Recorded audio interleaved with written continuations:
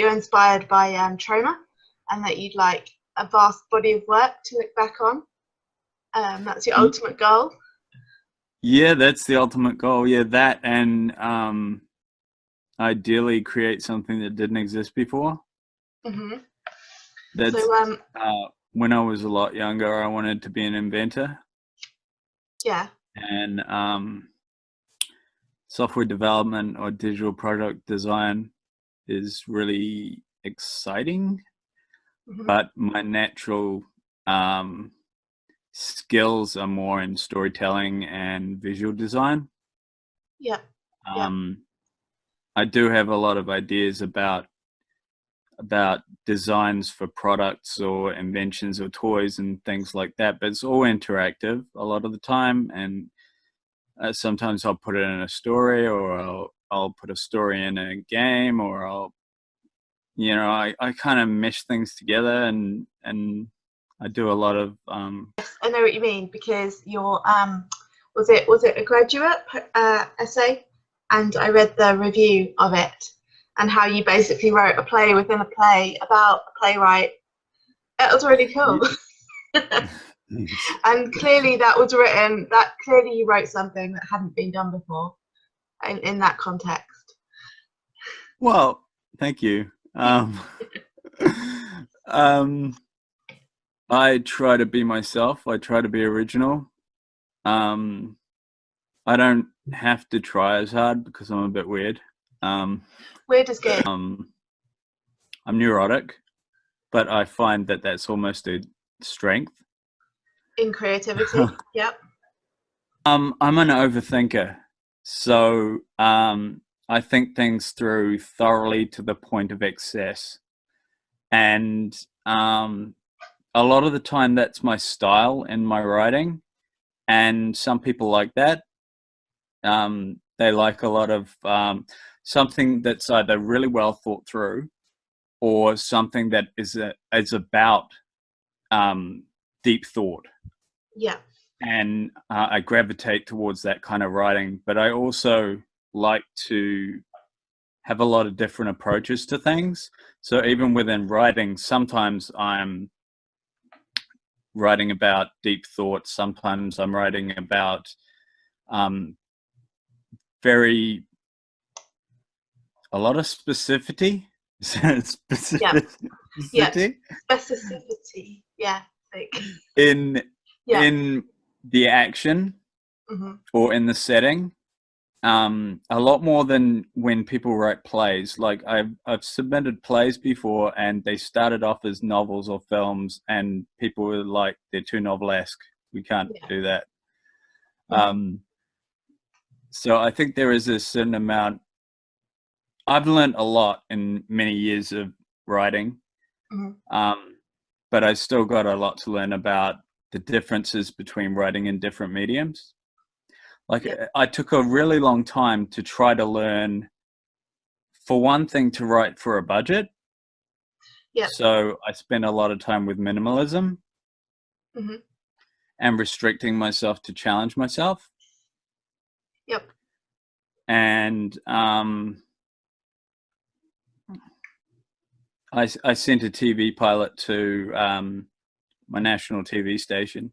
Yeah. Was it TVNZ? Yeah. Was it TVNZ? What was that? It was TVNZ, wasn't it? Yeah, yeah. I know, New Zealand. So what was that, and why? So they rejected you because of budget. You said. Yeah. But what did you learn from that experience? I learned that maybe I should learn to write something that could be made for very little money. So I spent 2 or 3 years training myself to do that kind of writing, at the same time still working on all this fantastical, epic, crazy fantasy stuff.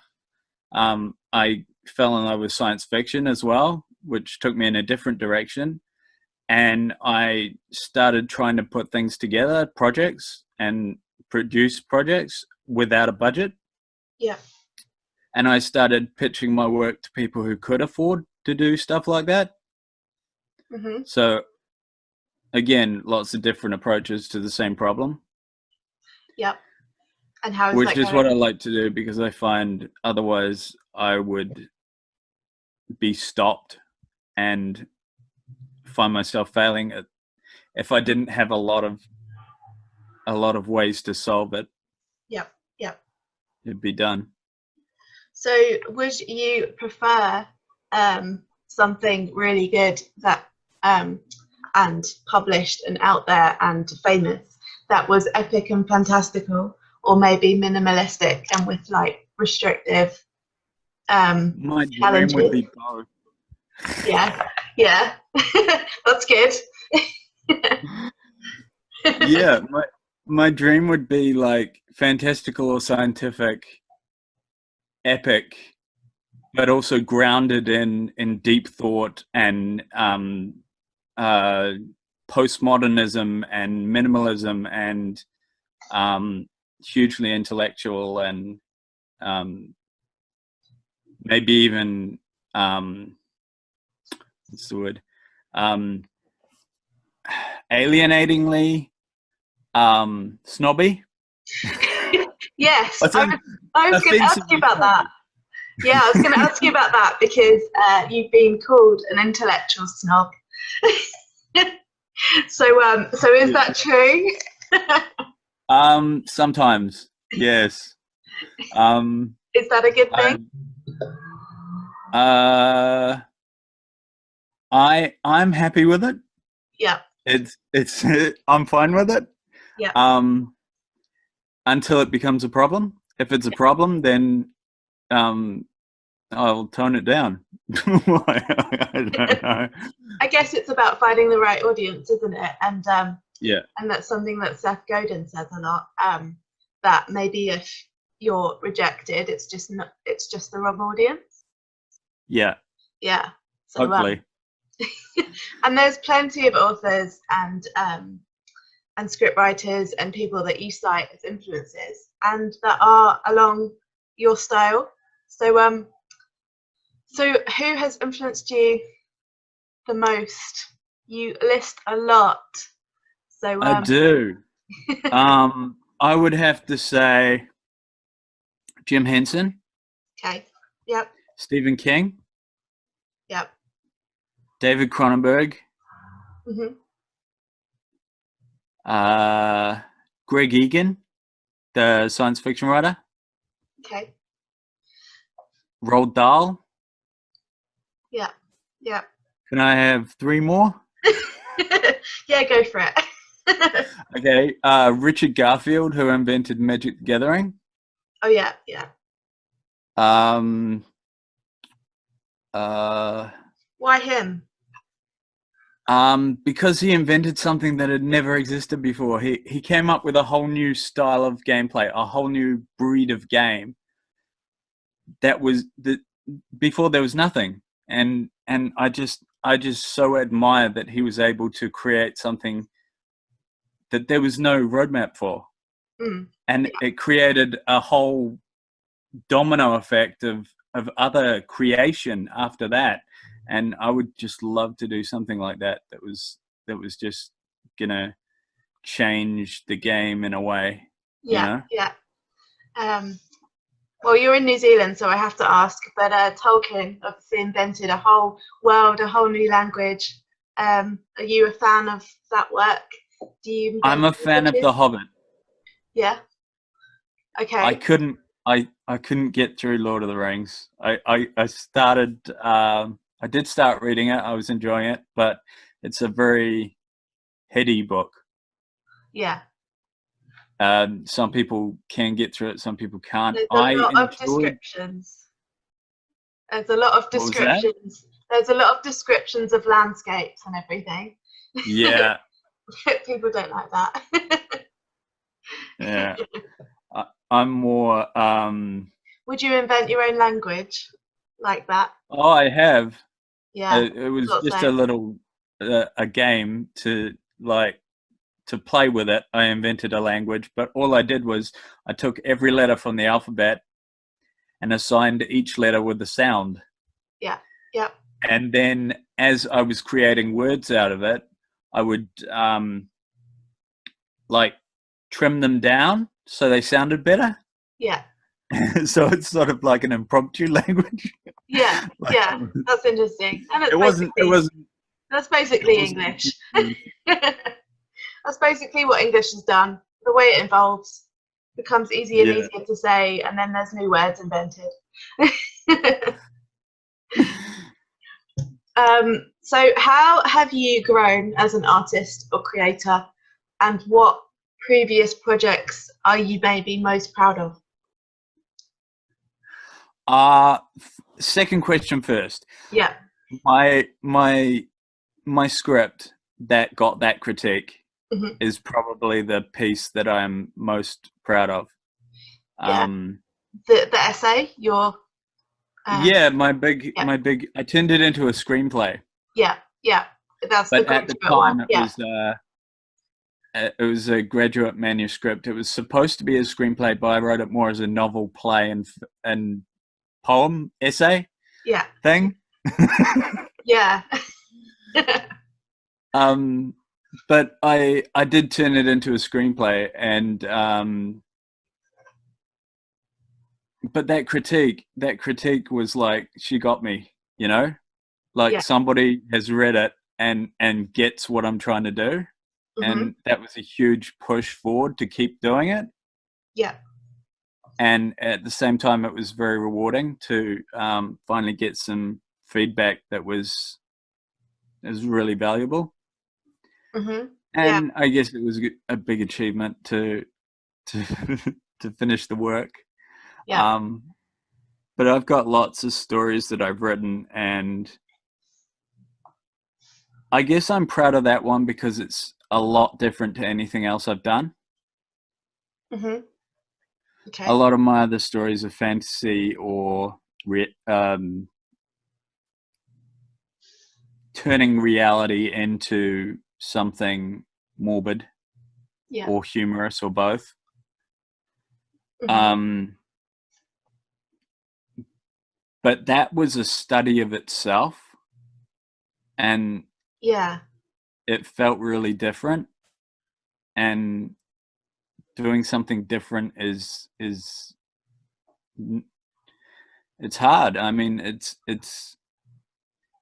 doesn't always happen that way. Mm-hmm. Yeah. I've grown more patient. Mm-hmm. And I think that shows in the work a lot of the time, because I don't like to rush my pages. Mm-hmm. Patience is hard for a creator because, well, a lot of creative people, and especially people with the amount of ideas you have, probably have, you just want to get it all out on all the pages, and it's quite hard to be patient. Yeah. Yeah. Yeah. Well, is it hard to be patient? It is, but you kind of learn. Mm-hmm. You learn to be better at it. What project made me grow the most? Probably there's this one fantasy novel that I've almost finished. I started writing it when I was 13. Wow. So, wow. Many years. So how big is that? 300 pages. Okay. Wow. And it was 300 pages when I was 13 too. And that was the biggest thing I'd written up to that point. But every time I rewrote it, I found how bad it was before. Oh yeah. Oh yeah. I mean, there were still some cool ideas there, but I noticed how much I'd grown as a writer as I was writing it. Yeah. Yeah. That's interesting. So is that something you're going to get published or try to get published soon? Yeah, hopefully. And And what are your current projects? What's most exciting you at the moment? Okay. I've got a screenplay I'm working on with a producer in Indiana. It's a quirky road movie, kind of like Demon Lover meets Doom Generation meets Topless Women Talk About Their Lives. Okay. Yep. It's just a road movie where these three people, they hang out, they go on the road, and then they enter the Twilight Zone. Okay. And bad things happen. Yeah. Yeah. So is it hard? It kind of, yeah, I'd say it's a quirky horror. Okay. And I wrote it to be made with very little money. So I had to focus on very few characters, very few sets, very few locations, limit the effects as much as possible, and just play with what's there. Yeah. And not try to go off too much. Okay. That reminds me a bit of like Waiting for Godot. the restrictive element of what you're trying to do. Cool. Yeah. You know that essay thing that I wrote? Yeah. When I was writing it, a tutor of mine told me that I should read Krapp's Last Tape. Yeah. It was also by Beckett. Mm-hmm. And I started reading it. I didn't read that much at the time. Yeah. But it's still on my Kindle, so I better finish it. But because they thought, they were reminded of that from the way that I was playing with language. I was playing with this guy is talking to himself, but he's listening to a tape he made of himself, and he's actually fictional within a play or whatever. Yeah. Or like your monkey and orangutan, which are the characters in the head of the main character. Yeah. Do you have a monkey and an orangutan in your head?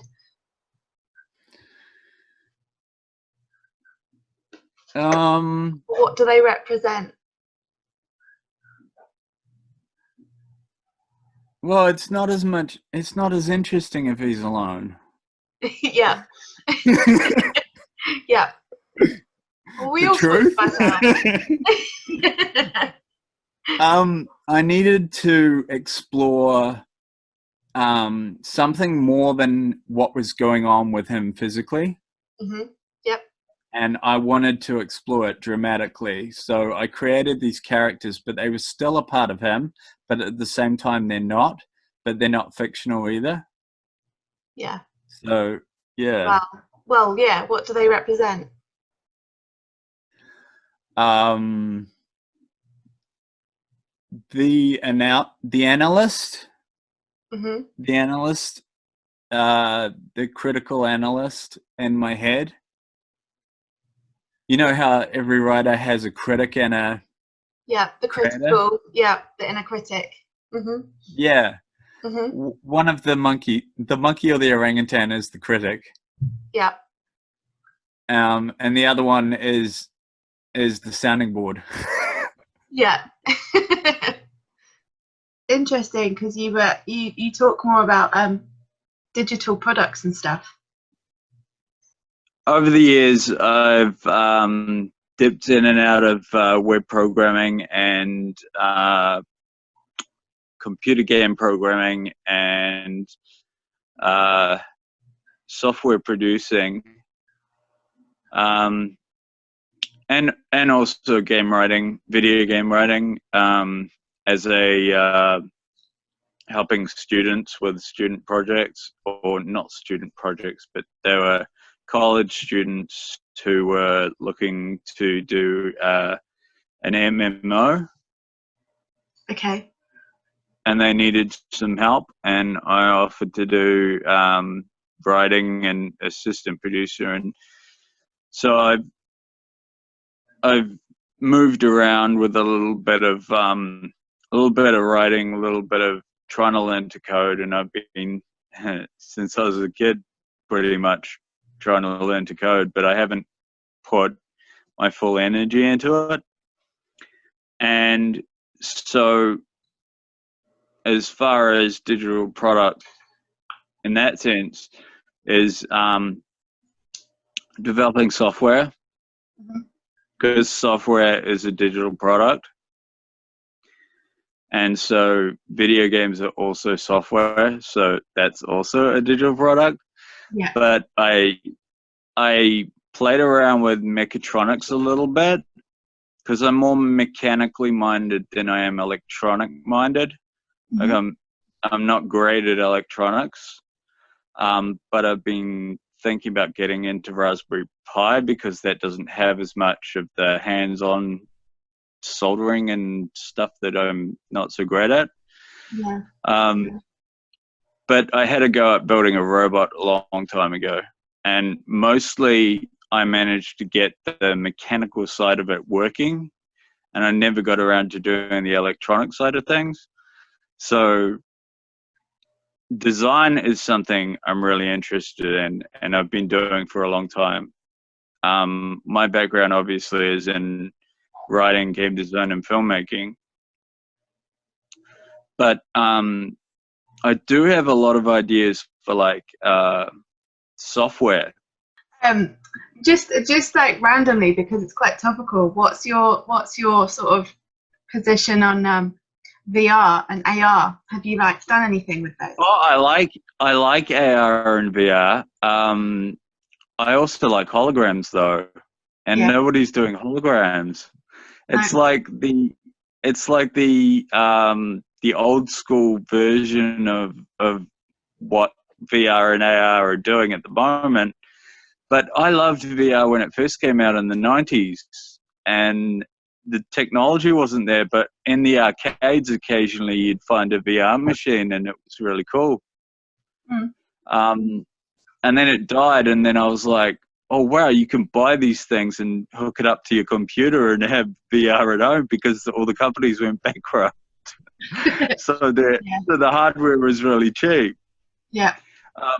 But I never did actually pick one up, buy one and pick it up and have a go with it. But I did get into the arcade and occasionally get to play with a VR game, and I love them.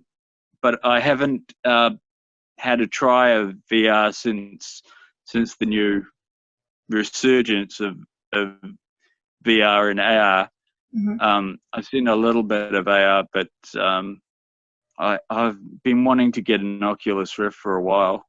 But yeah, it's kind of a luxury item. Yeah, it's a bit pricey. Yeah. I mean, I don't know how much it is in New Zealand, but yeah, I don't know anyone who's got one here. You're looking probably nearly $1,000. Yeah. I think, pretty much. Yeah. I haven't really thought about doing my own VR.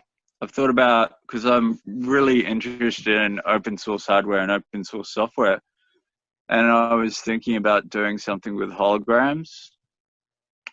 Like, it'd be really cool to recreate the chess scene from Star Wars. Yeah. And I can see how that could be feasible, but it'd be either an entertaining attempt that would probably fail, or a huge project. Yeah. Yeah, that's interesting. And the whole, would it be playable? Yeah, well, that's the thing. You if you could get it to work, you could actually get interactive holograms that you move with your fingers, Yeah. like holographic chess pieces. Yeah. Getting them to be animated as well is tricky, but it's doable. It's just all the text on the subject uses this really thick scientific language. I would need an interpreter just to figure out how it actually works. Yeah, that's the So thing. Like, I've read bits and I'm like, that's way too complicated. But I'm sure, yeah, that you could do it. But the actual words, I don't understand.